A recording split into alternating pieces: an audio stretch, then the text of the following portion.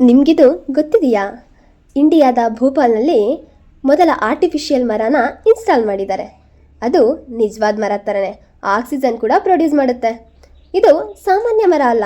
ಇದರೊಳಗೆ ಎಲೆಗಳೂ ಇಲ್ಲ, ರೆಂಬೆಗಳು ಕೂಡ ಇಲ್ಲ.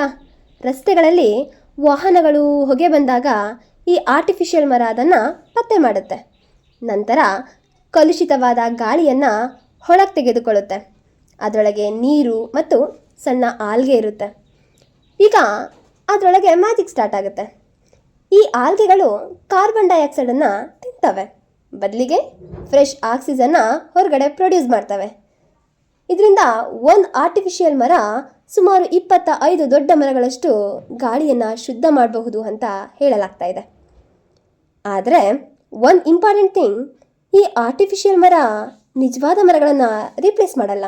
ಯಾಕೆಂದರೆ ಟೆಕ್ನಾಲಜಿ ಆಕ್ಸಿಜನ್ನ ಕೊಡ್ಬೋದು, ಆದರೆ ಪ್ರಕೃತಿಯನ್ನು ಕ್ರಿಯೇಟ್ ಮಾಡೋಕ್ಕೆ ಆಗಲ್ಲ ಅಲ್ಲ. ಆದರೆ ಈಗ ನಿಮ್ಮ ಅನಿಸಿಕೆ ಏನು?